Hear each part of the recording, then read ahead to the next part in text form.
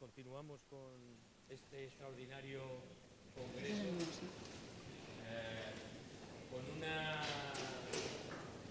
con una mesa, yo creo que también muy importante desde el punto de vista profesional, como es la farmacocinética y farmacogenética para la optimización de resultados en el paciente, ¿no? La verdad es que estar en este entorno que cada vez más llamamos de medicina personalizada, ¿no? Y lo que eso significa desde el punto de vista asistencial, pues parece algo nuevo, más todavía si introducimos y cada vez se introducen más los términos farmacogenéticos, medicina personalizada, reducción de la variabilidad en la respuesta a los medicamentos, ¿no? Pero en realidad yo muchas veces cuando oigo esto, y cada vez oigo más a más profesionales hablar de esta medicina personalizada en oncología y en tantos ámbitos, pues tengo la sensación de la película de Regreso al futuro, ¿no? Parece que hace poco que hemos descubierto que no todo el mundo es igual, aunque parezca lo mismo, y parece que la farmacogenética se ha introducido en un ámbito claro desde el punto de vista de modelar la respuesta de los fármacos, pero parece que se nos ha olvidado, ¿no?, que llevamos haciendo reducción de variabilidad desde hace mucho tiempo y que estamos trabajando desde los servicios de farmacia precisamente para reducir esa variabilidad y personalizar los tratamientos, ¿no?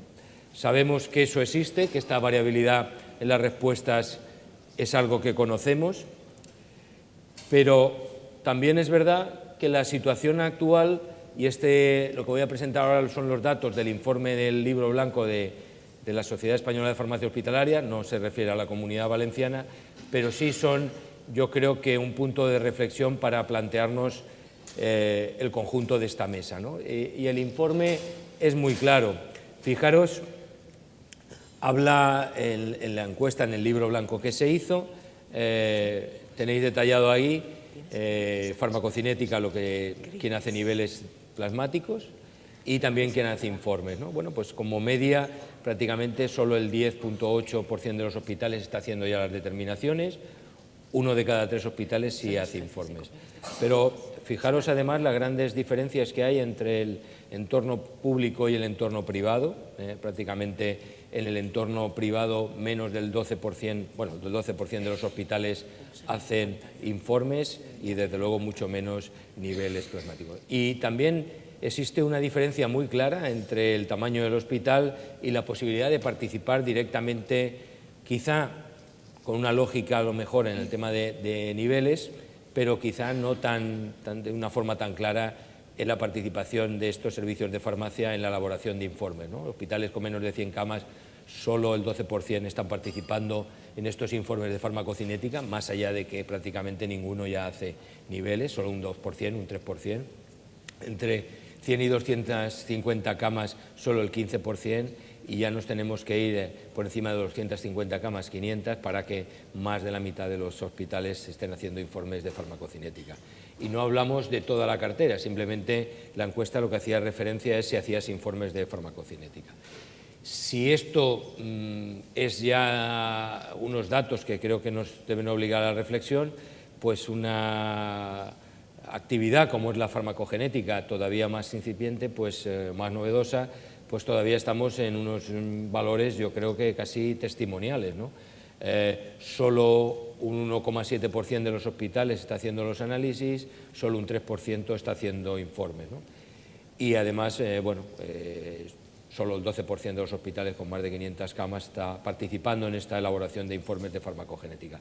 Por tanto, este regreso al futuro también es una apuesta clara por coger impulso, ¿no? Coger impulso que yo creo que tiene que ver con estas 3 R's del próximo Congreso de la Sociedad, ¿no?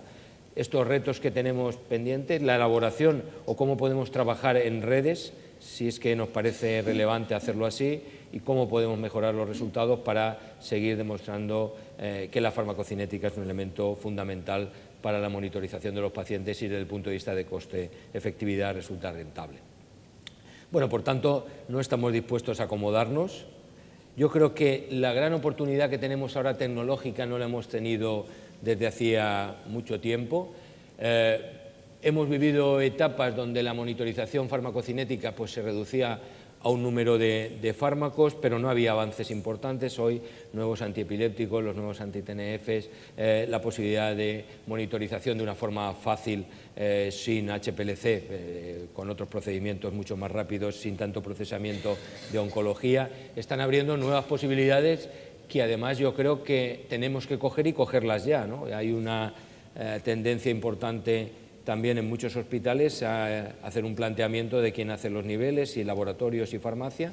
Esta tecnología cada vez va a ser más sencilla y podemos perder una oportunidad si no empezamos a incorporar.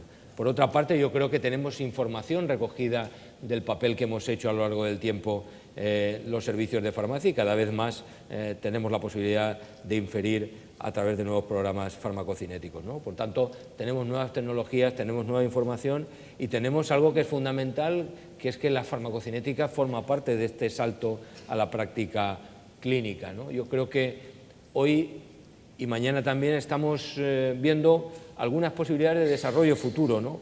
Que tienen que ver con este compromiso con el futuro, ¿no? Esto no es un regreso al futuro, aunque me gustaría pensar que esto nos va a servir para impulsarnos, pero sí tiene que ser un compromiso con el futuro, ¿no? Si perdemos el tren de la farmacocinética, habremos perdido una gran oportunidad. Tenemos la suerte de que en esta comunidad es una excepción casi al marco general de lo que es el ámbito nacional, pero también tenemos el compromiso de impulsarla desde aquí para que otras comunidades también se sumen a este entorno.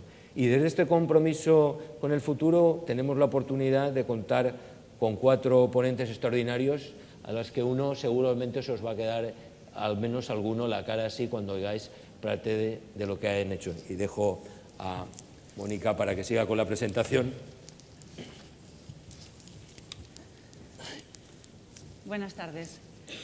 Efectivamente, hemos querido plantear en esta primera mesa poner en valor la farmacocinética, que es una de las áreas de conocimiento de nuestra especialidad que más ha contribuido a nuestra participación en la toma de decisiones terapéuticas, a nuestra integración, ha sido un punto de anclaje dentro del equipo clínico interdisciplinar para los farmacéuticos también, y que más evidencias ha generado del valor que podemos aportar en individualización terapéutica. Pero también queremos plantear los retos que los nuevos tratamientos, las nuevas terapias, pacientes con alta complejidad, plantean para la individualización terapéutica. Y como ejemplo, hemos seleccionado estos 4 ponentes que ahora presentaremos, que nos van a presentar sus experiencias de innovación y valor en individualización terapéutica, desde el aspecto de ampliación de cartera de servicios hasta proyectos de investigación multicéntricos que vamos a conocer esta tarde. Empezamos con la doctora Loles Bellés, del Hospital General Universitario de Castellón. Continuaremos con el doctor Patricio Mas, del Hospital General Universitario de Alicante. A continuación, la doctora Elena Gras, del Hospital Universitario Dr. Peset. Y finalmente, la doctora Virginia Bossó, del Hospital Universitario Politécnico La Fe, actualmente en el General de Castellón también. Muchas gracias por vuestra participación y adelante.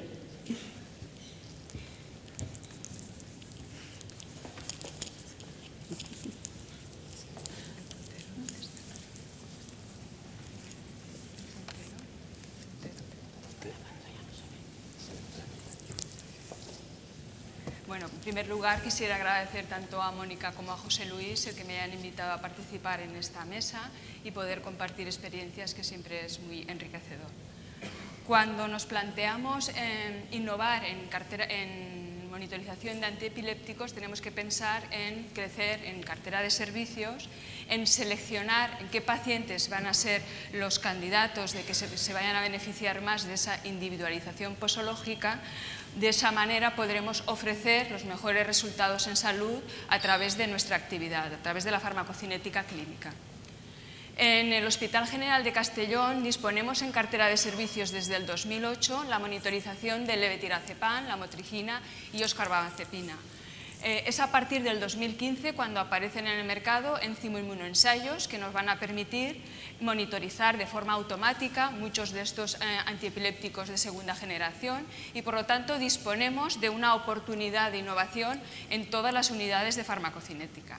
Yo os voy a hablar de nuestra experiencia en la monitorización del levetiracepan y la motrigina. En el 2013 representaba el 20% de todas las monitorizaciones de antiepilépticos que hacíamos en la unidad. y por cada 3 aproximadamente determinaciones de levetiracepan hacíamos una lamotrigina. El seguimiento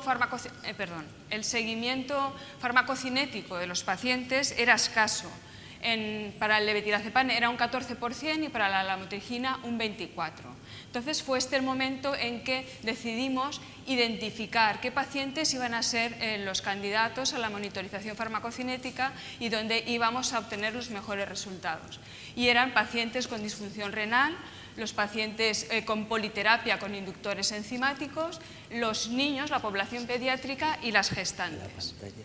En cambio, para la lamotrigina, que presenta una mayor variabilidad farmacocinética, la población diana era más amplia y no se nos tenía que escapar los pacientes en asociación de lamotrigina y valproico, los que iban, las gestantes, los que iban con inductores enzimáticos y también las mujeres que tomaran anticonceptivos orales hormonales. ¿Qué ha ocurrido durante estos 2 últimos años? Pues bueno, estos son los tipos de pacientes que hemos monitorizado para el levetiracepan. Y respecto a las concentraciones plasmáticas obtenidas según intervalo terapéutico, destacar cómo la población pediátrica es la que tiene un 40% de las monitorizaciones con concentraciones subterapéuticas y en cambio tenemos en el otro extremo pacientes con disfunción renal. Analizando la variabilidad del aclaramiento oral aparente del levetiracepan, identificamos 2 poblaciones con comportamiento farmacocinético distinto, los pacientes con disfunción renal y los pacientes con inductores enzimáticos, sobre todo con otros antiepilépticos inductores enzimáticos.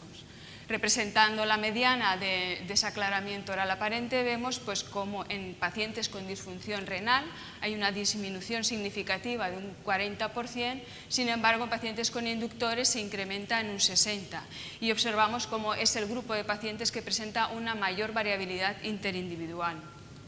Respecto al seguimiento farmacocinético que hemos hecho durante estos 2 años, ha sido superior en estos 2 grupos de pacientes también, con inductores enzimáticos seguido de pacientes con disfunción renal. Y respecto al grado de aceptación del informe farmacocinético, ha sido superior al 70% en pacientes con un filtrado inferior a 60, sin embargo no ha llegado al 50% en pacientes con politerapia con otros antiepilépticos inductores. Esta es la distribución de los pacientes para la lamotrigina y en este caso nos encontramos que es en embarazadas, donde más del 70% de los niveles plasmáticos son subterapéuticos y es con la asociación del valproico con el inhibidor enzimático, donde obtenemos concentraciones superiores a 15 microgramos mililitro.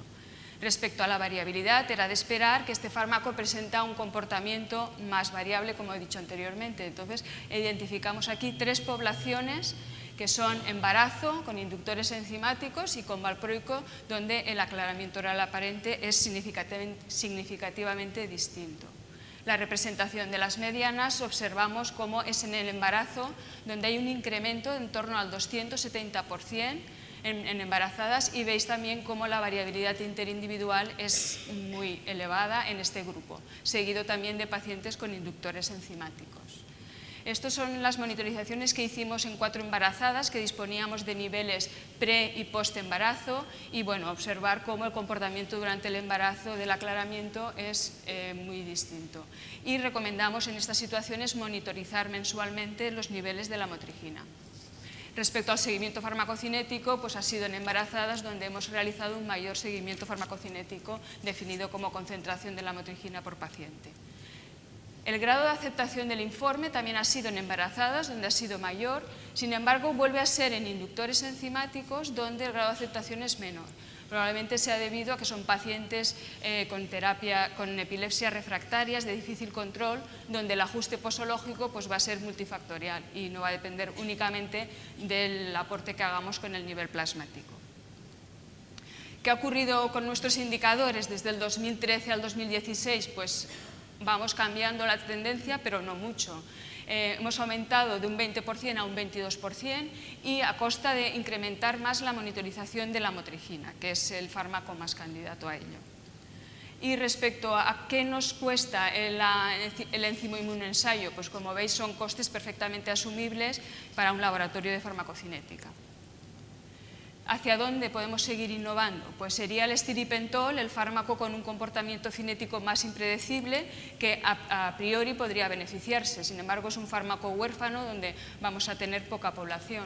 El camino más fácil será seguir monitorizando con enzimo inmunoensayo, porque es técnica automatizada, con zonisamida y topiramato. Y ahí los pacientes que más se van a beneficiar de nuestro aporte va a ser aquellos que llevan politerapia tanto con inductores como con inhibidores enzimáticos. Y nada más, muchas gracias.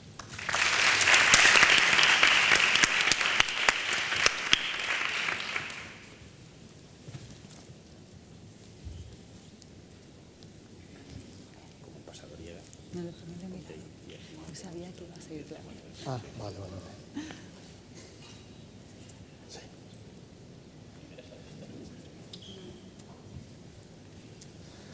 Bueno, en primer lugar también quería agradecer al Comité Científico, a Mónica y a José Luis, por invitarme a compartir con vosotros la experiencia del Hospital General de Alicante en la monitorización y la individualización PKPD de antiinfecciosos. En el año 2012, en el seno de la Comisión de Infecciones, se crea el Grupo PROA. Está constituido en ese momento por 2 microbiólogos, un epidemiólogo, 2 infectólogos y 2 farmacéuticos. El objetivo global del grupo es optimizar la atención a la patología infecciosa del departamento en todos sus ámbitos, tanto desde el punto de vista diagnóstico, microbiológico, como del control de la infección nosocomial, diagnóstico y tratamiento de la patología y individualización del tratamiento antimicrobiano como una de las principales funciones, además de elaborar informes de utilización de medicamentos, etc. Dentro de la individualización del tratamiento antimicrobiano nos centramos tanto en el ajuste de dosificación de aquellos antibióticos en patologías muy concretas y con infecciones muy complicadas, como en aquellos pacientes en los que era necesario realizar el ajuste posológico mediante la monitorización farmacocinética. Teniendo en cuenta además que desde los últimos 10 años la incidencia de infecciones por gérmenes multiresistentes se ha aumentado. ¿Cómo realizamos la optimización del tratamiento con los antiinfecciosos? Bueno, pues todos sabéis que utilizamos el índice PKPD. Ese índice va a ser distinto en función del fármaco o del grupo farmacológico. Por ejemplo, para los aminoglucósidos el índice PKPD es la Cmax o el pico partido por la CMI. El área bajo la curva partido por la CMI es el índice que utilizamos para fluorquinolonas, daptomicina o glicopéptidos. Y los beta-lactámicos es el porcentaje de tiempo en el intervalo posológico en el que tenemos unas concentraciones plasmáticas por encima de la CMI. La forma de optimizar cada uno de estos fármacos va a depender de su índice. En estos 2 grupos lo que vamos a hacer va a ser intentar maximizar la exposición del fármaco, mientras que los beta-lactámicos optimizar la duración de la exposición. ¿Y cómo lo hacemos? Os he traído 3 ejemplos, 3 casos reales de los que hacemos todos los días. El primero es una mujer de 40 años diagnosticada de cáncer de colon, en el que se le realiza una intervención quirúrgica, evoluciona en las primeras semanas bien, es dada de alta a planta, pero se complica, tienen que reintervenirla de urgencia por una discencia de sutura. La paciente pasa otra vez a reanimación, se va complicando y nos la encontramos el día 44 con un fracaso renal agudo, que la paciente está en hemodiálisis, con una diuresis residual de 40 mililitros, una creatinina de 2,3 y un filtrado de 24 mililitros. Además, se la aísla en hemocultivo, una pseudomonas aeruginosa con multiresistente, con una sensibilidad intermedia meropenem de 8. Sensible a colistina, que se le introduce el tratamiento, y había llevado ya aminoglucósidos, que también es sensible, está aquí, la mica, la gente también está por aquí. No querían introducir otro aminoglucósido, puesto que ya en ciclos previos lo había llevado. Nos consultan en este momento para decidir la dosis inicial, qué pauta posológica utilizar. Empezamos con una dosis de carga de 2 gramos vía intravenosa, administrado en perfusión intermitente en el momento, y empezamos a monitorizar a partir de las 24 horas. Este es el perfil de las concentraciones plasmáticas de meropenem frente al tiempo. Esta es la monitorización inicial que hacemos tras la dosis de carga para calcular el aclaramiento, y a la paciente la dejamos con 500 miligramos cada 6 horas en perfusión extendida de 4 horas para intentar obtener un objetivo PKPD del 100% del intervalo posológico con unas concentraciones por encima de 4 veces la CMI. Bien. La CMI era de 8, como os he dicho antes, con lo cual el objetivo era estar todo el intervalo posológico por encima de 32 miligramos litro, y en este caso pues, lo logramos en un 70%, estos son 70%, 4 veces la CMI, y estos 100%, 3 veces la CMI. La paciente evolucionó bien, negativizaron los cultivos y en el día 14 se suspendió el tratamiento. El segundo caso es una mujer de 52 años diagnosticada de gangliocitoma, que se le practica una neurocirugía y que desarrolla una ventriculitis en el que se le aísla en líquido cefalorraquídeo una pseudomonas aeruginosa multiresistente también, con una CMI ceftazidima de 4 miligramos litro. De nuevo contactan con nosotros para decidir la pauta posológica inicial. En este caso recomendamos una perfusión continua de 12 gramos en 24 horas con el mismo objetivo PKPD que en el caso anterior, 100% del intervalo posológico con unas concentraciones por encima de 4 veces la CMI. En este caso empezamos a monitorizar en el día 3, monitorizábamos de forma seriada tanto en sangre como en líquido cefalorraquídeo, puesto que este objetivo PKPD interesaba conseguirlo en biofase. No lo he dicho, era una ventriculitis sin sepsis, o sea, no se había aislado en sangre la pseudomonas, sí que se había aislado en líquido cefalorraquídeo. En este caso estuvimos durante todo el tratamiento, como podéis ver, en la línea azul es la concentración en líquido cefalorraquídeo de ceftazidima, este sería el punto de corte, 16 miligramos litro, y el día 8 negativiza el cultivo en líquido cefalorraquídeo y el día 15 suspenden el tratamiento, que es la última concentración. Esto lo voy a saltar. Y por último, un tercer caso de un varón de 33 años, diagnosticado de leucemia aguda linfoblástica, que el día 30, posquimioterapia, empieza con fiebre muy alta, aparición de lesiones cutáneas, en el TAC se observa a nivel hepático una masa difusa, se aísla un geotrichum, que es un hongo filamentoso, y es diagnosticado de infección fúngica invasiva. Se inicia tratamiento con voriconazol, en este caso la concentración, el índice que buscábamos eran valles entre 1 y 5 miligramos litro. Como os decía, se pone una dosis de carga de 300 miligramos y continúa con 200 miligramos cada 12 horas IV. Monitorizamos el quinto día de haber iniciado el tratamiento y, si bien está dentro del intervalo terapéutico, dada la gravedad del paciente, el estado crítico que tenía en ese momento, decidimos aumentar a 300 miligramos cada 12 horas vía intravenosa. El paciente evoluciona bien, a los 20 días sale de la aplasia, hay una mejoría de las lesiones cutáneas, pero hay un aumento de la gamma GT de 785, barajaban en este momento entre que fuese por resolución de esa masa a nivel hepático que podía haber trastocado los parámetros de colestasis, o bien que fuese debido al voriconazol.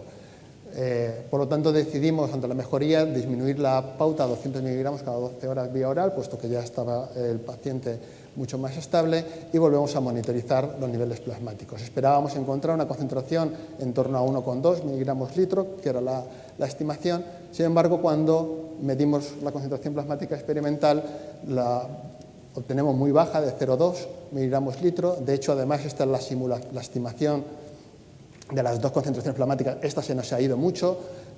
La verdad es que no nos lo creíamos mucho este resultado. No teníamos muestras para volver a hacer una nueva determinación, así que solicitamos un nuevo control, mantenemos la pauta, la paciente es dada de alta y ya está seguida desde consultas externas de hematología, y en ese momento además se inicia tratamiento con omeprazol, ¿vale? Justo en este momento inicia tratamiento con omeprazol y pedimos estos niveles plasmáticos. El omeprazol es un inhibidor del metabolismo del voriconazol, con lo cual disminuye su aclaramiento, es una cinética no lineal además. Introducimos ese factor de disposición dentro del modelo farmacocinético y además, que lo he puesto aquí abajo, entonces es en ese momento cuando el paciente le dice al médico que mientras había estado ingresado, como tenía omeprazol de su casa, había estado durante una semana, que coincide justo al inicio del tratamiento con voriconazol, tomando omeprazol vía oral en el hospital.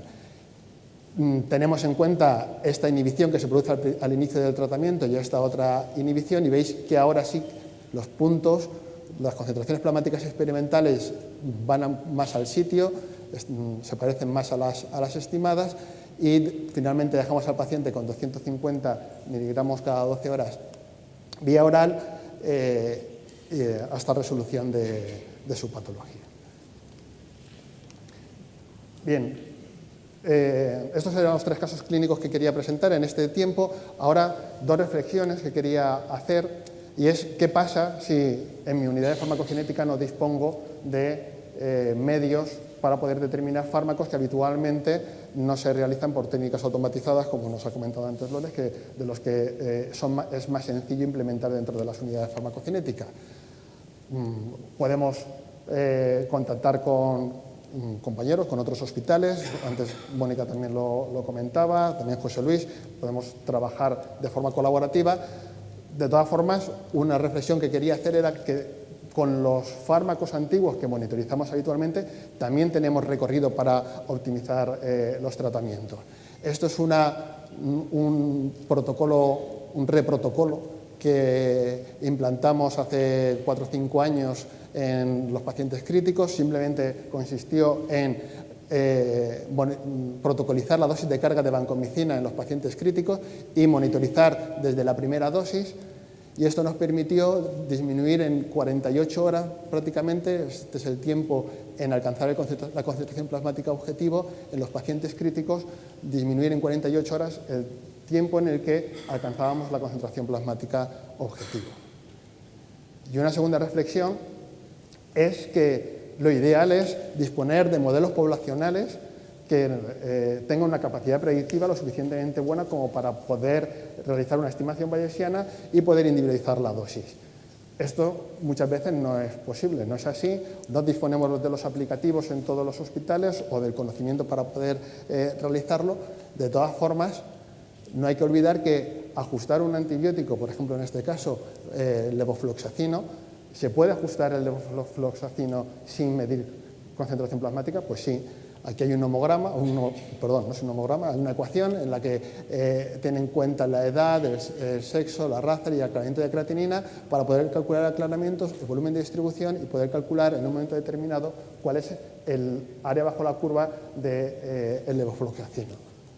O simplemente con las aplicaciones que llevamos en los móviles, esto es un ajuste de colistina basado en la CMI y en el aclaramiento de creatinina. La dosis de carga solamente con la CMI y la dosis de mantenimiento tiene en cuenta tanto la CMI como el aclaramiento de creatinina. Es decir, que muchas veces para poder hacer un ajuste de un fármaco no hace falta poder disponer de las concentraciones plasmáticas para poder realizarlo. Tenemos herramientas y hay herramientas también para poder hacerlo de otra forma.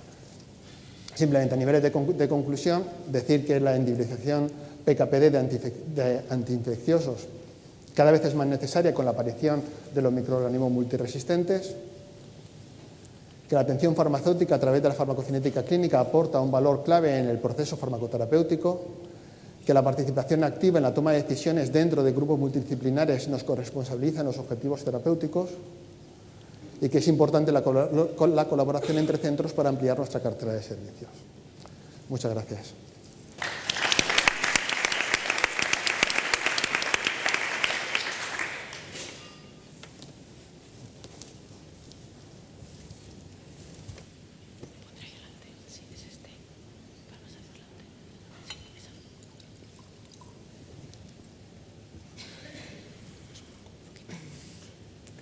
Bueno, pues buenas tardes a todos y gracias al Comité Científico por darnos la oportunidad de contaros cómo desde el Hospital PESET estamos individualizando posológicamente las terapias enzimáticas sustitutivas en la enfermedad de Gaucher.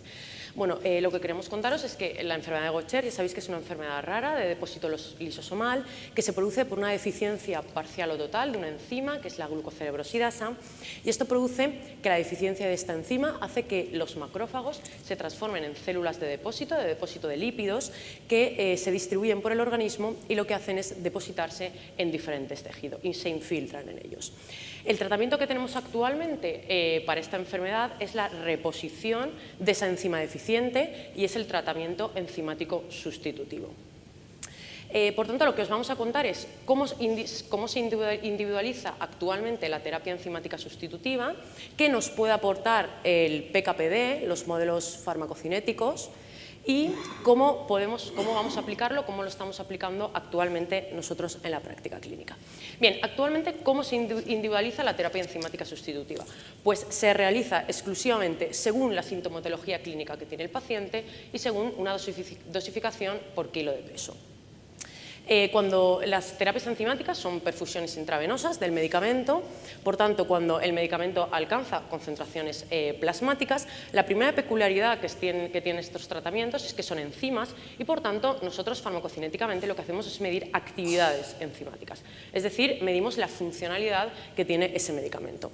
Una vez el medicamento lo tenemos en plasma, lo que esa enzima es captada por el monocito, se internaliza dentro del monocito a través de un receptor de manosa y posteriormente ese monocito circulante abandona el espacio vascular y ya en forma de macrófago se distribuye por los tejidos.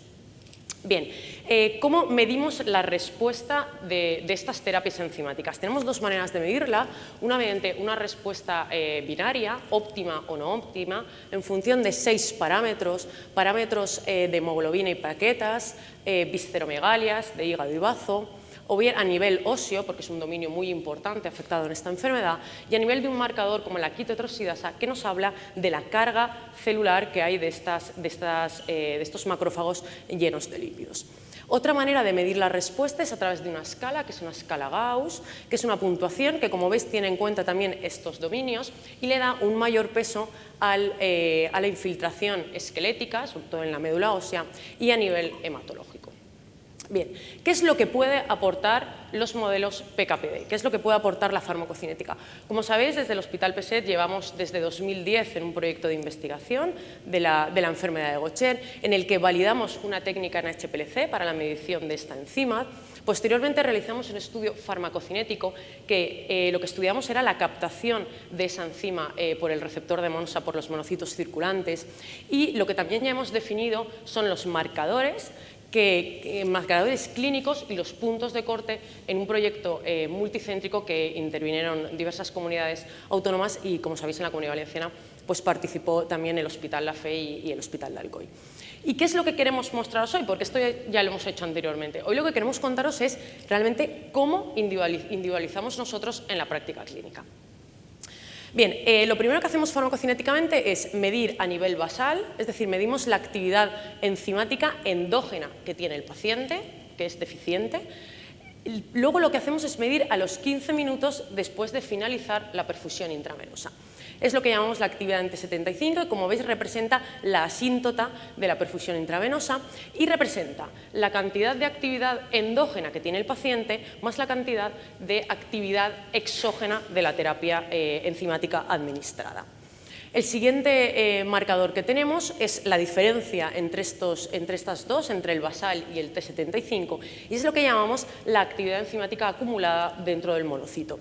Y lo que nos representa es la actividad que proviene de la enzima de la terapia sustitutiva administrada. Bien, pues estos tres marcadores, en concreto T75 y la actividad acumulada, ya hemos demostrado que tienen una relación con la respuesta clínica al tratamiento. Contra mayor actividad tenemos en T75, es decir, contra más actividad tenemos dentro del monocito, lo que hemos obtenido es que existe menor puntuación en la escala Gauss, es decir, el paciente tiene menos sintomatología clínica. Y con dosificaciones de terapia enzimática sustitutivas que alcancen el 58% de la actividad que tiene un sano, lo que obtenemos es mayor probabilidad de obtener una respuesta óptima al tratamiento. Es decir, tenemos unos marcadores farmacocinéticos relacionados con la respuesta. Bueno, ¿cómo lo aplicamos nosotros esto en la práctica clínica? Y os vamos a presentar el ejemplo de 2 pacientes nuestros del hospital. El paciente, el primer caso, es un hombre de 49 años y 79 kilos, con diagnóstico relativamente reciente, hace menos de 10 años. Y como veis, este paciente tenía una terapia enzimática sustitutiva de 30 unidades kilo. Esto, para haceros la idea, es una dosis intermedia. Como podéis ver, a nivel tanto de la respuesta binaria como de la escala Gauss, el paciente tenía afectado a nivel hematológico las plaquetas, con una esplenomegalia, una afectación ósea importante y una escala EVA de 7. Lo mismo, como veis, en la escala Gauss, pues una afectación en el dominio esquelético y hematológico. Es decir, es un paciente que, según las guías, con las guías clínicas en la mano, nosotros lo que teníamos que hacer era aumentar la dosis, ¿no? Bien, nos planteamos eso y lo primero que hacemos es, bueno, pues vamos a medir esos marcadores. Cuando medimos los marcadores vemos que la actividad en T75 es del 41%. Es decir, si un sano tiene el 100% de enzima, este paciente tiene tan solo un 45% de enzima, ¿de acuerdo? Es decir, lo tiene bajo. Y la actividad acumulada, que ya hemos planteado un objetivo del 58%, la tenía tan solo en un 29%. ¿Qué hicimos? Aumentamos la dosis. Aumentamos la dosis de 30 unidades kilo a 45 unidades kilo. Y entonces, en ese momento, al aumentar la dosis, medimos esos marcadores. Al medirnos, vemos que la actividad en T75 alcanza el 100% de enzima, es decir, tiene la misma enzima que un sano. Y la actividad acumulada alcanza el objetivo de más del 58%. ¿Qué ocurre cuando, al tiempo, a los más de 6 meses de seguimiento clínico, vemos qué ocurre con los parámetros clínicos de respuesta? Lo que obtenemos es que a nivel hematológico se han normalizado las plaquetas, que a nivel óseo hay una menor infiltración de la médula ósea y que la escala EVA se ha reducido en 3 puntos. Es decir, lo vemos tanto en la escala binaria como lo podemos ver en la escala de Gauss. Es decir, estamos teniendo una respuesta mejor al tratamiento gracias a los marcadores. Bien, el segundo caso que os quiero presentar es que igual también es un poco más conflictivo con respecto a las guías. Es un paciente de 53 años, entre 95 y 106 kilos, porque estuvo cambiando de peso durante la terapia, que llevaba 38 unidades por kilo de peso. Como veis, este paciente tiene una respuesta óptima, una respuesta adecuada al tratamiento. Tan solo pues podemos decir que la quitosidasa, es decir, ese marcador que nos habla de la cantidad de células de depósito que hay en el organismo, se encuentra en el límite superior del objetivo. Bueno, aquí, ¿qué nos plantearíamos? Porque en el manejo del paciente Gaucher en las guías clínicas no queda clara si mantenemos con la misma dosis porque está obteniendo una respuesta adecuada o si podemos disminuirle las dosis. Bueno, lo que hicimos es plantearnos qué valores tenían los marcadores. Lo que vemos es que el marcador de T75 está por encima del 100% de un sano y que la actividad acumulada también está por encima del objetivo. ¿Qué hicimos? Disminuimos las dosis, bajamos de 38 a 26 unidades kilo y entonces lo que vimos es que la actividad en T75 bajó un poco por debajo del sano y la actividad acumulada se mantenía dentro del objetivo. Cuando medimos en el seguimiento clínico la respuesta, lo que vimos es que el paciente mantenía la misma respuesta e incluso seguía mejorando en los parámetros de marcador de quitosidasa. Es decir, lo que estamos viendo es que ante estos nuevos tratamientos, como son las terapias enzimáticas sustitutivas, tenemos un reto en identificar nuevos parámetros farmacocinéticos. En este caso estamos hablando de actividades enzimáticas en lugar de concentraciones plasmáticas y además tenemos que tener tanto en cuenta la endógena como en este caso la exógena que proviene de la terapia sustitutiva. Y además esta innovación también lo que nos permite es que tenemos que demostrar ese valor añadido tanto al sistema como al paciente, como pues en resultados en salud y por supuesto en eficiencia. Sabéis que son medicamentos de alto impacto terapéutico. Y eso es todo. Muchas gracias.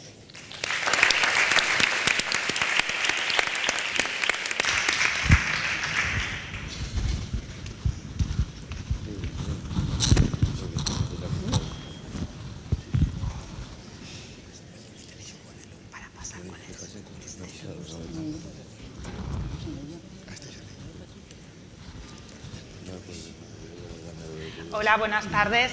En primer lugar, quería dar las gracias al al comité por contar con nosotros en esta mesa de individualización de los tratamientos, en la que el tema que voy a tocar será el de la farmacogenética. Como hemos visto ya en todas las ponencias de esta mesa, la farmacocinética está muy implantada en los servicios de farmacia de nuestra comunidad. Esto se refleja también claramente en esta gráfica que nos han puesto ya, en la cual podemos ver que a nivel nacional, alrededor del 30% de los servicios hacen farmacocinética. Pero esto cambia mucho cuando tratamos de la farmacogenética. En este caso, solo el 3% de los hospitales dijeron que se hacía farmacogenética, lo cual deja a los servicios de farmacia en una situación bastante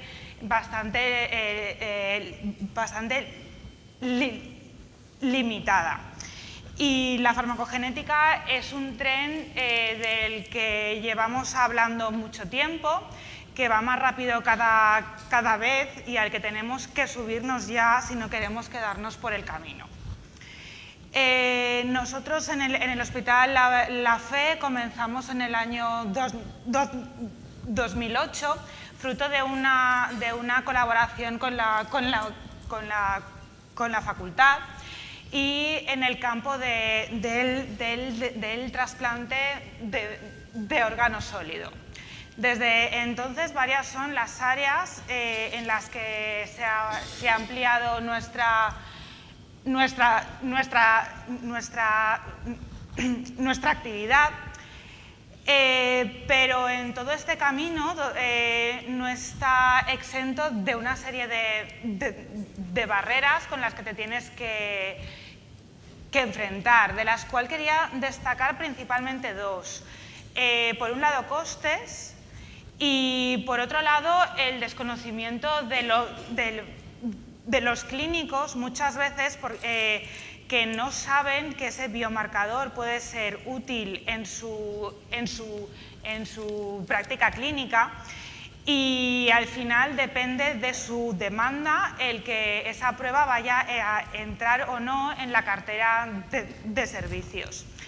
Y aquí es donde quería introducir la idea de la investigación translacional como paso previo a la integración de una prueba en la cartera de servicios. Porque mediante esto no consiste solo en tener un paper y decir que lo haces bien. O sea, no se trata simplemente de esas cosas, sino que si en el hospital es el servicio de farmacia el que lidera esos proyectos, acaba siendo referente de ese tema en su propio centro, con lo cual nadie discutirá que tenga que ser el servicio de farmacia el que se encargue de ese tema. Y además, en los clínicos crea una necesidad de esa prueba que han estado utilizando en los proyectos que se les plantea. En todos los años que llevamos realizando farmacogenética, en las distintas áreas en las que estamos, hemos podido genotipar más de 50.000 marcadores en unos 1.200 pacientes. Como veis, el área en el que tenemos mayor actividad ha sido la del trasplante de órgano sólido, en la cual me han pedido que centre nuestros resultados. Empezaré contándoos lo que tenemos en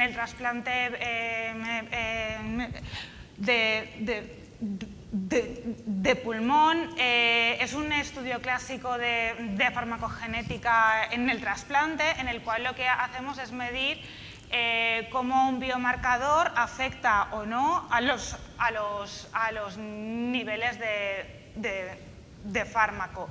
En este caso vimos que 2 polimorfismos en el gen que codifica para la glicoproteína P podían tener algo que ver con los niveles de tacrolimus, y otros 2 polimorfismos en ABCC2 que codifica para otro transportador tenían que ver con los niveles de ácido micofenólico.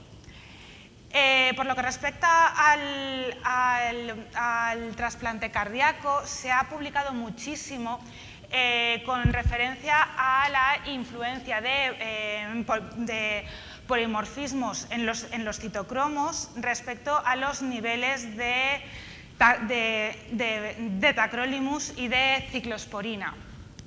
Pero lo que os he traído es un trabajo en el que pudimos observar la asociación entre 2 polimorfismos en el gen que codifica para la glicoproteína P con toxicidades en el periodo post-trasplante reciente. En este caso, retraso en la función renal y el riesgo de infecciones. Digo que es más interesante un trabajo sobre toxicidades, porque clásicamente lo que se ha estudiado casi siempre en la farmacogenética en el trasplante ha sido relación de los biomarcadores con los niveles. Y si eso está muy bien, informativo es, pero si haces niveles ya tienes ese dato. Y a la hora de individualizar en terapia, tener factores predictivos de la toxicidad de estos fármacos puede sernos muy útil. Por último, os voy a presentar parte de nuestros resultados en el trasplante renal. Este tampoco es un estudio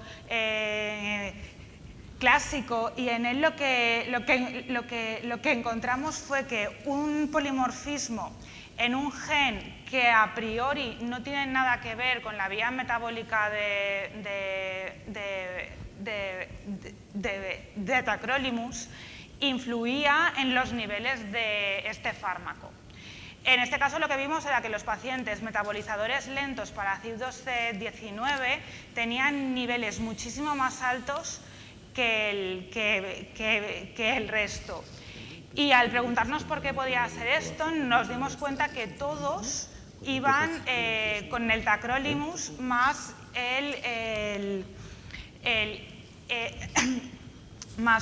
su omeprazol. ¿Qué pasa? Que en estos pacientes metabolizadores lentos para ácidos C19 esto puede ser indicativo de una interacción entre estos 2 fármacos. Además de unos niveles altos, todos los pacientes que los tuvieron sufrieron necrosis tubular, la mayoría rechazo en la función del injerto, y tuvieron una estancia post-trasplante 3 veces la del resto de los pacientes. Con lo cual podemos decir, bueno, pues un marcador como este en la práctica clínica tal vez podía podía servirnos de algo. Lo que pasa es que cuando vamos a pasar a la clínica, al final todos nos vamos con la misma pared, que es la del soporte, ¿no? Pero llegados a este punto, tal vez deberíamos hacernos estas preguntas, ¿no? ¿Podemos delegar en otros una de estas fases? ¿Tenemos que hacerlo nosotros todo? Si externalizo alguna de estas fases, ¿qué es lo que pasa? Pues para responder a esto quería hacer una reflexión, y es que las determinaciones en el laboratorio de los biomarcadores farmacogenéticos suelen ser bastante simples. Ese laboratorio tiene poco que decir. Pero son marcadores que están en genes que influyen en la cinética de los fármacos, que tienen que ver con sus toxicidades, con lo cual van a tener consecuencias en la dosis, en poder dar ese fármaco o no darlo, en tratamientos alternativos a ese fármaco, con lo cual el verdadero valor añadido no está tanto en la determinación como en que la interpretación y el informe que se saque contenga todo esto y contemple a ese paciente en su conjunto. Y todo esto podemos hacerlo con una cartera de servicios relativamente corta, y en la cual, si incluyéramos alrededor de 7-10 genes, podríamos abarcar alrededor de unos 60 fármacos. Es decir, con muy poquito podemos hacer mucho. Y nada, muchas gracias.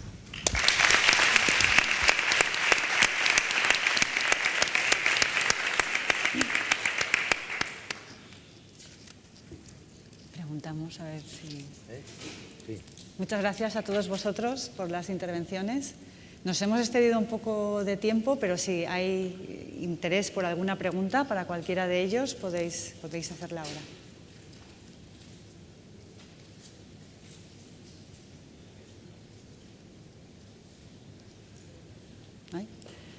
¿Empezamos nosotros? Sí. Pues yo sí que quería preguntaros a Loles en concreto. Has comentado que la determinación o la monitorización de los nuevos antiepilépticos desde 2013 a 2016 prácticamente se ha quedado en el 80-20, ¿no? Que ya teníais en un inicio. ¿Cómo es que la evolución, siendo que son fármacos que van creciendo en utilización, no ha seguido esa misma dinámica? ¿Qué barreras os habéis encontrado para...? Bueno, la primera barrera que te encuentras a la hora de ampliar tu cartera de servicios es poder validar la técnica analítica. Eso es lo primero, porque te viene el enzimo inmunoensayo y hay que validarlo. Entonces nosotros para la lamotrigina y el betriazepam sí que estuvimos en una situación idónea porque teníamos el HPLC previo y pudimos hacerlo. Pero eso no ocurre con otras innovaciones que puedas añadir. Entonces eso es la primera barrera, validar la técnica analítica. Y luego, ¿qué ocurre con la monitorización con los nuevos FAES? Pues que es un cambio de paradigma. Aquí lo que tenemos es que seleccionar, es decir, no pedir el nivel por tener disponibilidad de técnica. Entonces es un cambio cultural que yo creo que tenemos, pues eso, que hacer feedback con los neurólogos y trabajar. Y no sé si a lo mejor en el caso de los antiepilépticos, pues proponer programas con atención primaria y poder identificar, ¿no?, pacientes y actuar nosotros de forma proactiva, ¿no?, sugiriendo más monitorizaciones. Entonces, claro, pues, a nosotros bueno, nos ha pasado más o menos lo mismo, aunque llevamos solo un año, estamos en ese 80-20, porque claro, cuesta vencer esa dinámica, esa inercia de la promoción de más de 10 años, que estos fármacos no necesitan individualización ni monitorización, cuando sí que hay margen de mejora, ¿no?, como has demostrado. Gracias. Sí, la verdad es que también es verdad que compramos cada libro, porque hace 10 años comprábamos que no hacía falta monitorización y seguramente compramos muchos de estos. Al cabo del tiempo nos damos cuenta de la necesidad de seguir personalizando e individualizando, ¿no? Al hilo de la personalización, yo quería comentarle a Patricio, me parece, ahora que está de forma tan emergente, ¿no?, la actuación de los PROAS dentro de los hospitales, ¿no? O sea, cómo estos modelos pueden facilitar la actuación de valor añadido de los propios farmacéuticos, y no sé, desde tu punto de vista y la experiencia que tienes también en Alicante, en qué ha contribuido a la integración dentro del equipo. La integración, empiezo por el final. La integración, la verdad es que fue debido a ya el recorrido que llevábamos con la monitorización, por lo que enseguida, cuando se creó el grupo, vinieron ellos mismos a buscarnos. Además, desde dos vertientes distintas. Uno, desde la propia, que necesitaban un soporte para hacer estudios de utilización, que eso teníamos experiencia en hacerlo, y otra parte en cuanto a la monitorización. Pero sí que es verdad lo que dice. Nos ha permitido, en aquellas áreas en las que no estábamos tan metidos, en aquellos servicios clínicos, mejor dicho, que no estábamos tan metidos, que tengamos una fluidez ahora para poder realizar monitorizaciones de fármacos que antes no lo hacíamos. Entonces, pues por ejemplo, no he puesto ningún ejemplo, pero con la daptomicina, que tiene una variabilidad de dosis entre 4, 6 hasta 10 miligramos por kilo, pues son los propios infectólogos los que nos comentan: oye, Patricio, tenemos un paciente en nefro que está en hemodiálisis, tiene una endocarditis, lo tengo cada 24 horas, con una pauta de 6, 8 miligramos, vamos a ver si podemos optimizar el tratamiento. Entonces, en determinados servicios sí que es verdad que la creación de los grupos PROA nos ha permitido participar activamente y, sobre todo, posicionarnos dentro del grupo no solo como dador de datos, sino como dador de un valor real sobre la farmacoterapia específica de ese paciente. La pauta al final la recomendamos nosotros, incluso la monitorización la realizamos nosotros. O sea, no son ellos los que hacen la solicitud, sino que somos nosotros mismos los que especificamos exactamente y dejamos los volantes de cuándo hay que monitorizar, en qué situación, etcétera, etcétera. Yo creo que este es un ejemplo claro, ¿no?, de la transformación de lo que es simplemente participar de forma colaborativa en la información a lo que es la gestión del conocimiento, ¿no? Y cómo ese diferencial sí que te posiciona desde el punto de vista del valor que tú puedes proporcionar, no por la información que tienes, sino totalmente de acuerdo. ¿no? Yo creo que es una experiencia de éxito también para aprovechar en otros hospitales, ¿no? Y hablando de experiencia de éxito y de perseverancia, ¿no?, porque desde el 2010 estar con esto de las terapias enzimáticas, pues coño, tiene su miga, ¿no? Yo creo que podríamos aprender muchas lecciones, ¿no? De esto va a ir también la pregunta, ¿no? ¿Qué lecciones aprendidas? Porque en el 2010 esto parece casi... O sea, a veces esto que estamos viendo en tan poco espacio, concentrado en tan pocos minutos, ¿no?, pues supone unos esfuerzos de tal magnitud que hace falta gente con mucha capacidad de resistencia, resiliencia, para poder continuar, ¿no? Con vista al futuro, ¿es probable que en otras terapias enzimáticas podamos seguir avanzando con más rapidez o necesitaríamos pasar 7 años también? Y la otra pregunta es, ¿con los modelos poblacionales ya podemos inferir o estáis trabajando ahí en esto? Pues primero, la primera pregunta, lo bueno que tiene la enfermedad de Gaucher es que tiene unos objetivos terapéuticos... Sí, es que tiene algo bueno, ¿no? Que sí, bueno, tampoco es cierto. Desde el punto de vista farmacocinético. Lo que tiene es que tiene unos objetivos terapéuticos muy concretos. Esto, como bien sabes, en otras terapias, en otras enfermedades con terapias enzimáticas no es así. Muchas veces en las enfermedades raras nos estamos planteando a que el paciente se mantenga estable y no progrese. Entonces, claro, desde este punto de vista, la enfermedad de Gaucher tiene unos objetivos y además en la biofase, que en este caso es nuestro monocito, está circulante en plasma. Entonces, nosotros podemos medir actividad enzimática directamente en esa biofase. Claro, entonces, lecciones aprendidas, por supuesto. Lo que es el cambio de los parámetros farmacocinéticos, actividades enzimáticas, eso yo creo que sí que lo tenemos aprendido. Pero es cierto que traslacionar a otro tipo de enfermedades, pues implica estudiar las enfermedades desde el principio y cómo es su modelo farmacocinético farmacodinámico. Y respecto a predecir, bueno, pues nosotros en estos momentos ya estamos con la posibilidad de un paciente con una terapia enzimática sustitutiva ya iniciada. Somos capaces de medir actividades enzimáticas, de medir marcadores, y esto nos da información sobre cómo va a responder en el tiempo. Esto es muy positivo porque estamos diciendo que no es necesario esperar 12 o 24 meses, que es lo que nos dicen las guías clínicas. Por tanto, eso es muy positivo. Pero obviamente lo que estamos trabajando es un modelo farmacocinético, farmacodinámico, explorando lo que son las covariables, pues peso, monocitos, actividades endógenas, incluso farmacogenómica, ¿no? Receptor de manosa, un poco de los polimorfismos, y estudiando todo eso lo que conseguiremos es predecir con qué dosis vamos a obtener una respuesta clínica óptima antes incluso de implantar la terapia sustitutiva. Y en eso estamos trabajando y esperamos poder presentároslo en este año o el que viene. Sí, nosotros esperamos que lo presentéis, la verdad. Pues espero que no tardemos 10 años en eso. No, hombre, con el tema de las enfermedades raras, bien sabemos todas las incertidumbres que hay, ¿no? Y la verdad es que es una pena, ¿no? que no podamos avanzar más en esta proyección farmacocinética, porque realmente con las incertidumbres tan importantes que hay a la hora de dosificación, a la hora de la respuesta a largo plazo, etcétera, yo creo que es una puerta que daría algo de luz a muchas de las incertidumbres que hay, ¿no? Y sobre todo, pues que como tú también comentabas, no estamos hablando solo del tema de la dosificación, estamos hablando también de costes muy importantes y de una optimización, ¿no? Yo creo que dejaremos para la segunda parte, porque creo que aquí hay que buscar un modelo colaborativo de redes o de lo que sea, porque Totalmente de acuerdo. No podemos ir funcionando cada uno 7 años. Yo quería añadir que efectivamente, gracias a la colaboración de otros hospitales dentro de la comunidad y fuera, porque este era el ejemplo de proyecto multicéntrico que queríamos presentar, ha sido posible llegar a estos resultados, que ya estamos cerca de un final que siempre va a ser el principio, para volver a continuar. Es un problema de N, y yo creo que en farmacogenética nos puede pasar algo parecido.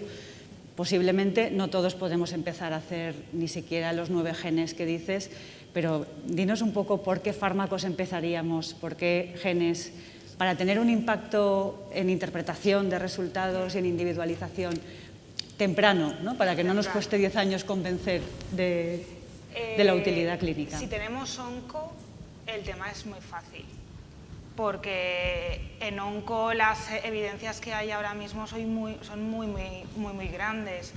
La TPMT con la mercaptopurina está clarísima, tienes estudios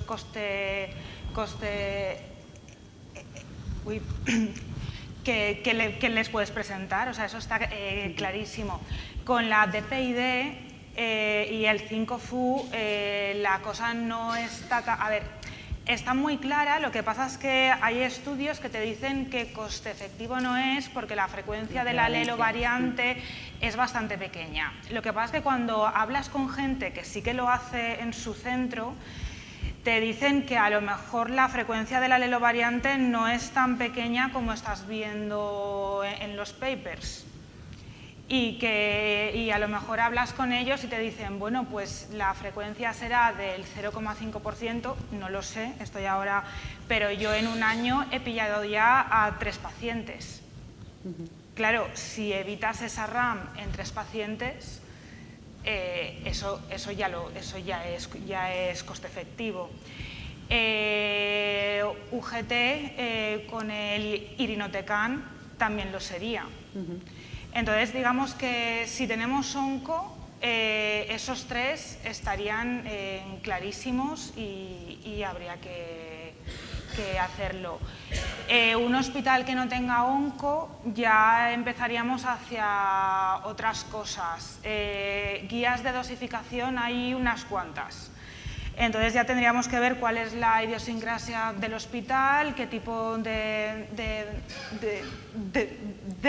pacientes tiene, y para comenzar muchas veces tirar de con qué servicio la relación es mejor.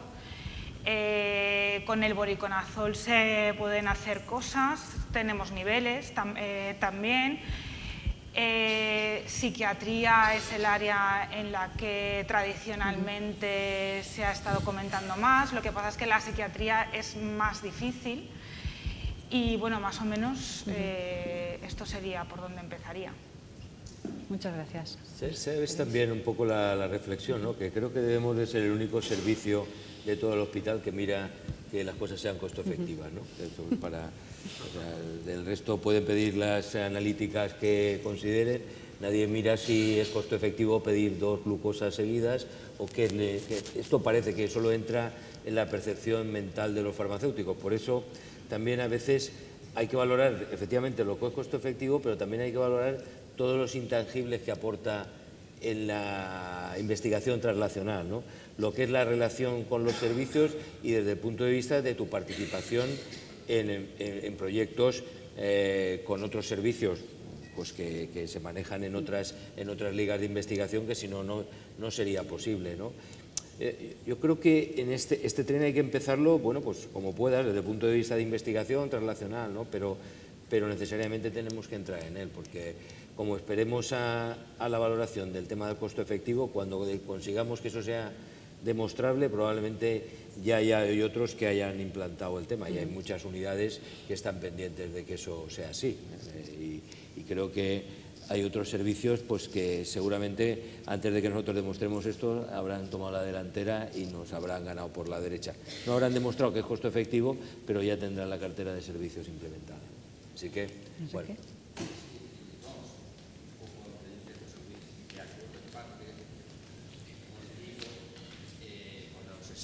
Del costo de efectividad, pero bueno, vamos a ver, nosotros no somos peticionarios, sino que nosotros lo que hacemos es vender un servicio y como tal tenemos que establecer una estrategia de marketing, o llámale como quieras, que conoces perfectamente, ¿no? Entonces eso evidentemente nos condiciona bastante. Nosotros a la hora de ofrecer ese servicio o de ofertar ese servicio tenemos que ir con una serie de argumentos y bases sólidas, no cabe duda.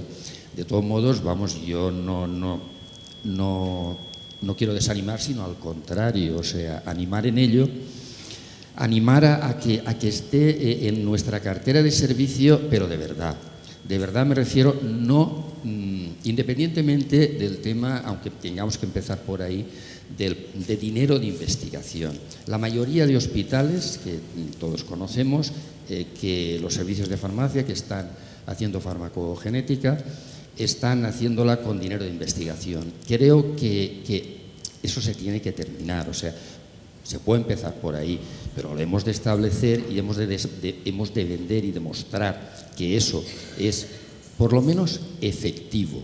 Ya veremoslo y, bueno, si podemos justificar la eficacia, que creo que en varios casos se puede justificar. Precisamente en psiquiatría creo que sabes que no, y ya se intentó al principio, se ha visto que bueno, existe una serie de rutas de metabolización alternativas de los fármacos que hacen bastante difícil esto. Pero yo sí que evidentemente animo, y no tengo más remedio, porque me estaba acordando mientras estabais hablando de que en el Congreso de Puerto de Santa María de la entonces Asociación Española de Farmacia Hospitalaria de 1979, por primera vez en la historia de la farmacia hospitalaria, se presentaron 2 trabajos de farmacocinética clínica.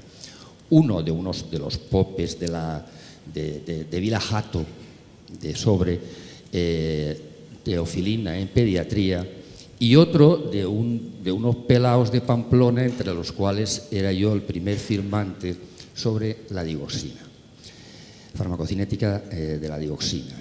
Y el año siguiente, desde un trabajo muy parecido al que había estado haciendo yo, lo estuvimos haciendo de forma paralela, lo presentó el PESET, el Servicio de Farmacia del doctor PESET, en el Congreso Europeo de Farmacia Clínica.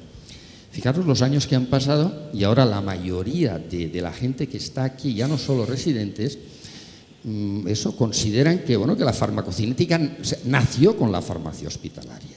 Pues yo sí que creo que dentro de unos años, que evidentemente yo no lo veré, pero algunos de vosotros lo verán, hablará de la farmacogenética, bueno, como que también nació con la farmacia hospitalaria, ¿no? Con eso lo que quiero es animar a que esa lucha que en este momento se está haciendo.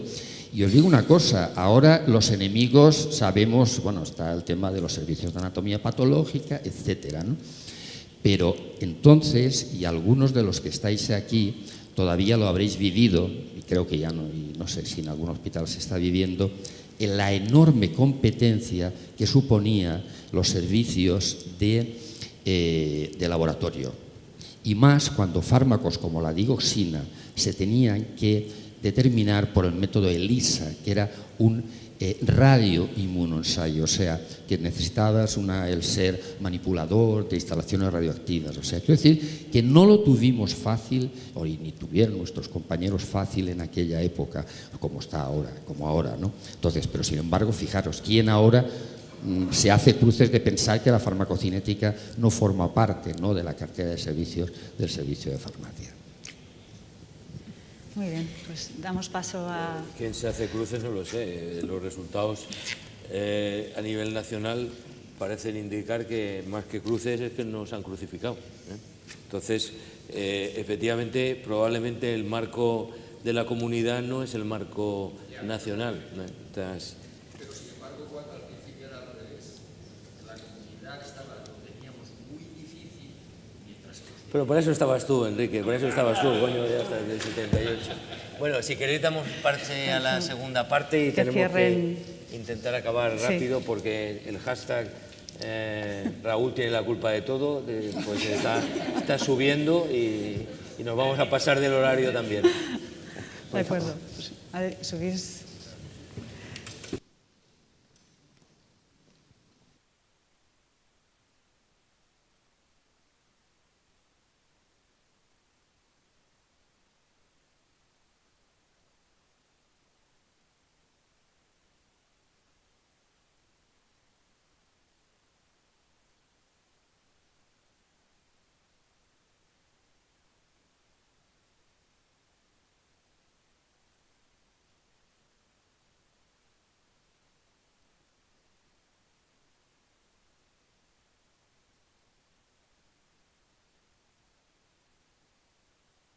farmacogenético, cómo podíamos mejorar las posibilidades, ¿no? Y a este hilo creo que se había planteado hacer un DAFO, ¿no?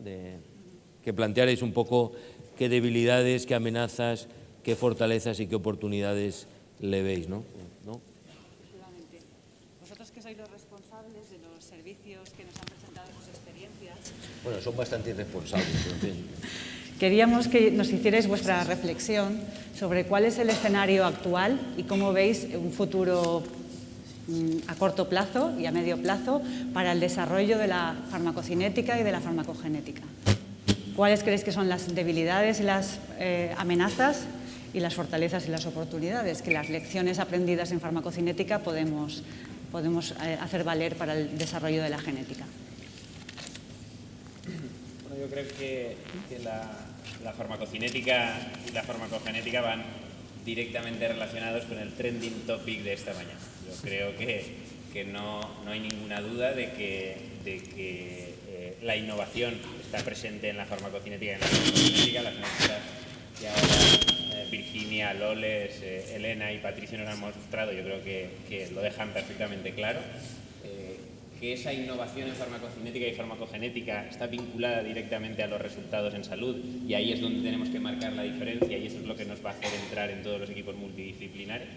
Y por supuesto de ahí se deriva la sostenibilidad propia, que está implícita en una mejor terapia, en un ahorro de recursos y en una mejora directa del paciente.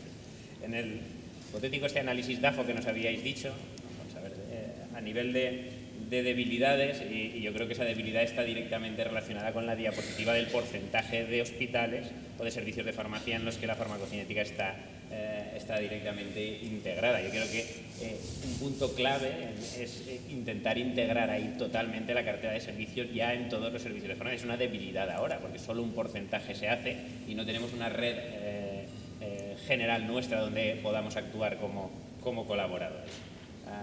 A nivel de amenazas,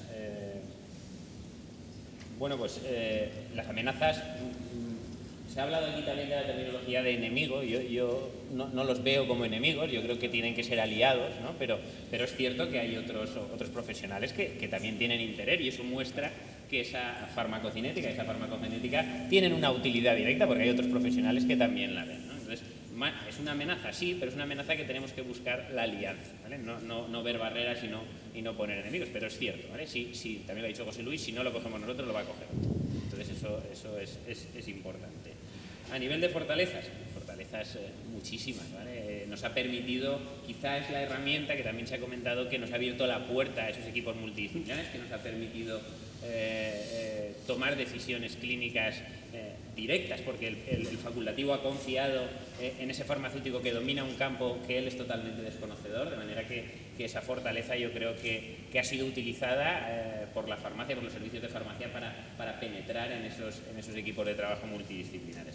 Y oportunidades, oportunidad es la propia innovación. Tenemos que seguir, tenemos que crecer, no nos tenemos que quedar con la cartera de servicios que tenemos, sino que hay que ampliarla porque las muestras de lo que hoy nos han presentado los compañeros yo creo que es espectacular. Y una oportunidad y una fortaleza a la vez es la formación, ¿vale? Aquellos servicios que tenemos la suerte de poder desarrollar y trabajar en estos campos, tenemos que tener la iniciativa de intentar dar formación a los compañeros que por sus situaciones no lo tienen. Entonces eso es tanto fortaleza como una oportunidad que yo creo que debemos aprovechar. Yo quería aprovechar y le paso la palabra ya a Mónica. Raúl nos ha hablado de estas amenazas, esas oportunidades, debilidades y fortalezas, ¿no? Junto con ese análisis DAFO siempre hay un análisis CAME, ¿no? Cómo afrontar esas amenazas, cómo explotar esas oportunidades, cómo corregir las debilidades y cómo mantener esas fortalezas, ¿no? Bueno, tampoco podemos ya profundizar tanto, pero sí me gustaría, Andrés, que nos comentaras un poco, sobre todo, cómo explotar las oportunidades, ¿no? En un marco como el que nos movemos, ¿no? Bueno, yo antes que eso añadiría una debilidad más, que es que todos hacemos algo de manera parcial. O sea, en la FE se hacen cosas, en el Alicante se hacen cosas, en el PSC se hacen cosas, en Castellón se hacen cosas. Nosotros no hemos presentado ninguna experiencia, pero bueno, también hacemos cosas. Si hubiera presentado algo, lo hubieran fichado en Castellón, se te hubiera ido la Juntura de Castellón. Sí, de hecho ayer me chafó mi idea, pero bueno, eso es otro tema. Y es una... Subiendo en trending topic. Sí, es una debilidad que yo creo que hay que cambiar. El compartir el conocimiento es sumamente interesante y además puede ser que crezcamos en innovación.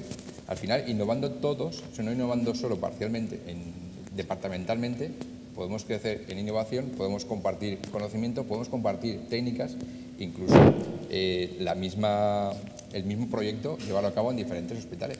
Y es una cosa que veo que todavía no se hace. Mónica está trabajando 10 años con Gocher, nosotros hemos participado con algún paciente, creo que tenemos 1 o 2 pacientes, pero es verdad, o sea, al final cada uno va por su lado, no tenemos un trabajo multidisciplinar, multicentro que puedas ofrecer algo a todos los hospitales, aunque se haga en la FE. No tienes, vamos, yo siempre lo he estado pensando a nivel de cercanía, pues de Orihuela o con Alicante, que es muy interesante hacer la misma técnica en un hospital. No hace falta que el clínico o que el director o quien sea sepa que esa técnica se hace en Alicante, o sí. O sea, al final lo importante no es dónde se hace la técnica, sino el informe que tú das y el valor que tú le aportas. Yo creo que al hilo de estos comentarios, ¿no? Habla un poco de las 3 R que va a plantear el Congreso, ¿no? De retos, redes y resultados, ¿no? Y yo creo que ahí hay una matriz mixta, ¿no? Y en mi opinión, desde el punto de vista hay muchas determinaciones que por el volumen necesariamente hay que hacerlo en muchos hospitales, pero las primeras aproximaciones que estamos haciendo en muchos campos necesitamos aumentar la N, y esto no es un problema de la FE, ni de Elche, ni de Castellón, ni del PSET, ¿no? O de Alicante, ¿no? Por tanto, bueno, vamos a ver si somos capaces de articular entre nosotros este crecimiento, ¿no? Porque si no, probablemente las oportunidades las van a encontrar otros y necesitamos consolidar estas fortalezas, ¿no? Yo creo que es más difícil que nos quiten esa cartera de servicios si vamos conjuntamente, ¿no? Yo te paso la palabra. Pues yo quería preguntarle a Juan, ya por su trayectoria profesional y por la experiencia que tiene también el servicio de farmacia del General de Alicante en farmacocinética, ¿cuál crees tú que sería el camino, la estrategia? ¿Qué de lo que hemos aprendido en farmacocinética se puede aprovechar para la genética? y en qué deberíamos de afrontarlo o abordarlo de una forma completamente distinta, puesto que son entidades diferentes, ¿no? También. Bueno, se han dicho cosas realmente interesantes alrededor de esta área del saber y del conocimiento, y yo haría 3 apreciaciones de entrada. En primer lugar, hay que conocer y aplicar.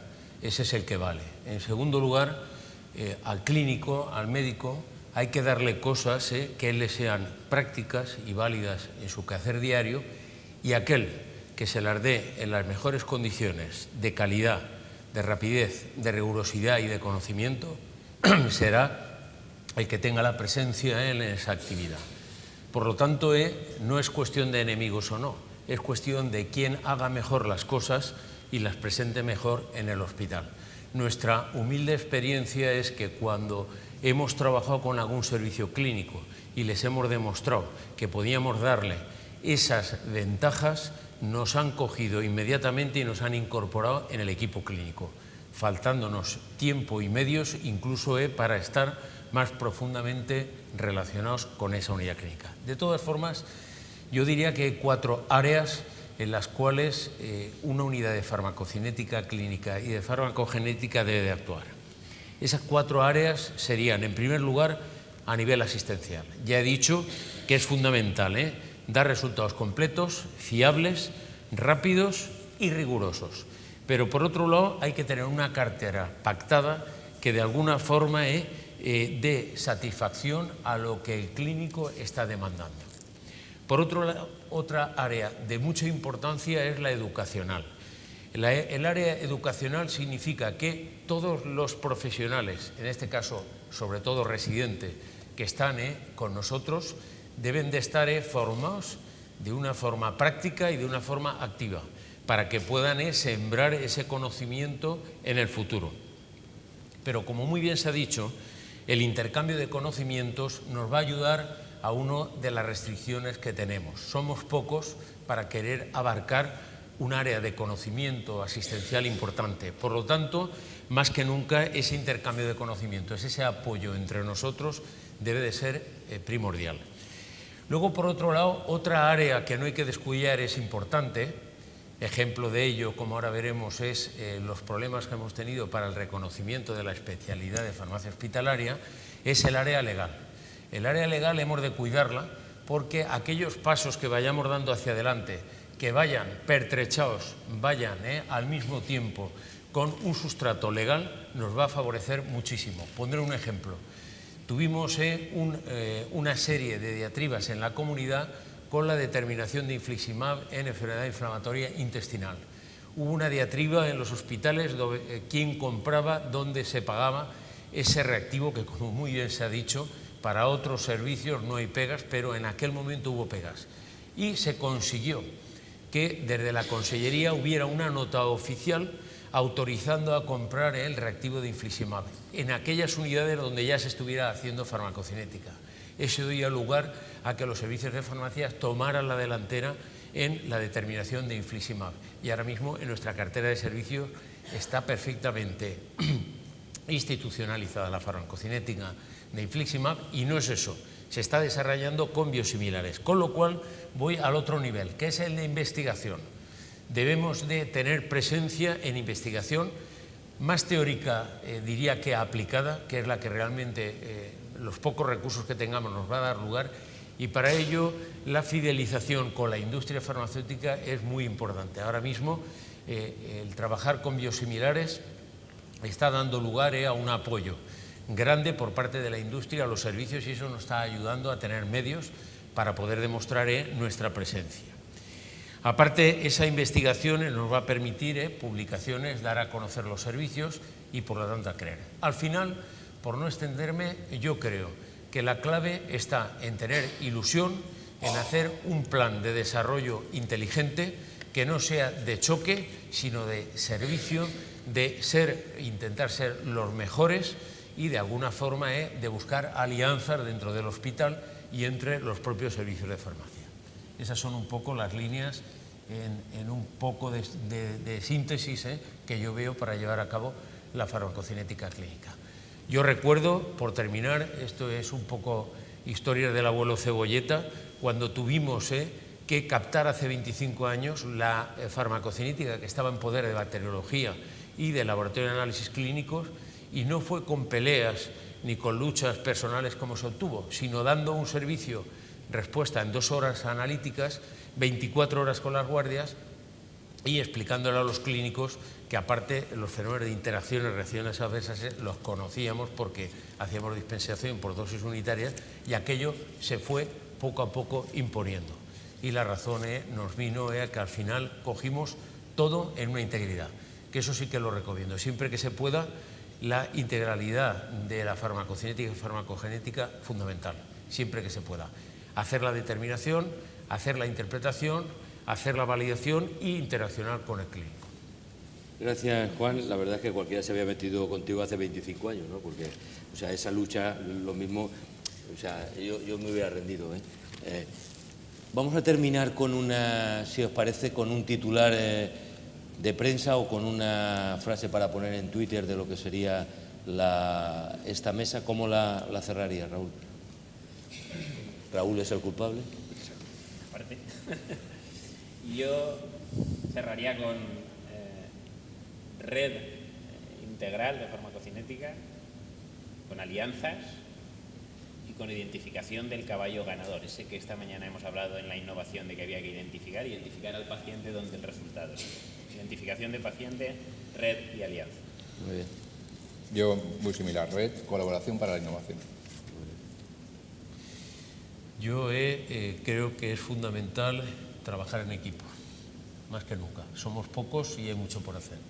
Pues nos quedamos con todo el conjunto de R's, ¿no? Retos, redes, resultados, rigurosidad, rapidez, y creo que hay muchas lecciones que podemos extraer de esta mesa, ¿no? Ahora vamos a ver si somos suficientemente inteligentes como para llevarlas a cabo en el próximo año. Muchas gracias y muchas gracias a Mónica también.